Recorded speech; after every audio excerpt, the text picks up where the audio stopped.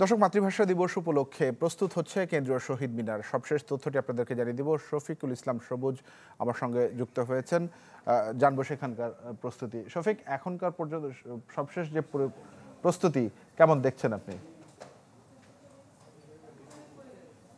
তানভীর, আন্তর্জাতিক মাতৃভাষা দিবস উদযাপনের লক্ষ্যে শহীদ মিনারের যে প্রস্তুতি সেটি কিন্তু শেষ হয়েছে এবং এখানকার যে মূল বেদি সেই বেদিকে কিন্তু রেস্ট্রিক্টেড বা আইন শৃঙ্খলা রক্ষাকারী বাহিনী তারা তাদের নিয়ন্ত্রণে নিয়েছেন এবং এর বাইরে যে সামনের সড়কটি রয়েছে পলাশীর মোড় থেকে ঢাকা মেডিকেলের সামনে হয়ে যে সড়কটি রয়েছে সেটি কিন্তু যেহেতু এখন অফিস আওয়ার শেষ হলো, অফিসগামী বা অফিস থেকে বাসায় ফেরত মানুষ তারা আসলে এখন বিভিন্ন গন্তব্যে যাবেন, সেই দিক বিবেচনা করে কিন্তু রাস্তা এখনও আটকানো হয়নি। তবে ডিএমপির ডগ স্কোয়াড থেকে শুরু করে বোম ডিসপোজাল ইউনিট সব ধরনের নিরাপত্তা ব্যবস্থা এখানে নেওয়া হয়েছে এবং তারা কিন্তু বলছেন যে বিকেল 5টার পরে যখন মানুষের যাতায়াতের যে বিষয়টি সেটি শেষ হবে তারপর থেকেই এই যে রাস্তার সড়কগুলো রয়েছে সেই সড়ক আসলে বন্ধ করে দেওয়া হবে। এবং এবার যে আলপনা হয়েছে সে আলপনায় কিন্তু 3টি রং রাখা হয়েছে, একটি কালো, সাদা এবং লাল।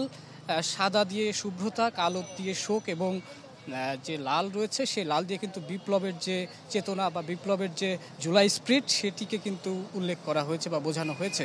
এবং আপনারা যেমনটি আমাদের সংবাদে আমরা বলছিলাম যে ডিএমপি কমিশনার কিন্তু জানিয়েছেন সকালে যে এখানে এই যে পুরো আয়োজন সেই আয়োজন ঘিরে কিন্তু কোনো ধরনের নিরাপত্তা ঝুঁকি নেই এবং সেই ঝুঁকি যেহেতু নেই সেহেতু আসলে এখানের নিরাপত্তার দায়িত্বে যারা রয়েছেন তারা মোটামুটি তাদের অবস্থানে রয়েছেন। তবে সাধারণ মানুষের যে উপস্থিতি সেটি কিন্তু এখানে আমরা দেখতে পাচ্ছি যে ভাব গাম্ভীর্যের যে একটি বিষয়, শহীদ আন্তর্জাতিক মাতৃভাষা দিবস ভাব গাম্ভীর্যের মাধ্যমে পালনের যে বিষয়টি সেটি কিন্তু সাধারণ মানুষ তারা বলছেন যে শহীদ মিনারে না আসলে আসলে আন্তর্জাতিক মাতৃভাষা দিবস বা ভাষা শহীদদের প্রতি যে ভালোবাসা প্রদর্শন বা তাদের সম্মান জানানোর বিষয়টি সেটি করতে হলে কিন্তু শহীদ মিনারেই আসলে আসতে হবে এবং তারা কিন্তু শহীদ মিনারের আশপাশে এসে শহীদদের প্রতি সম্মান জানানোর জন্য। শফিক, ধন্যবাদ আপনাকে আমাদের সঙ্গে যুক্ত হওয়ার জন্য। শফিকুল ইসলাম জানাচ্ছিলেন শহীদ মিনার প্রাঙ্গণ থেকে।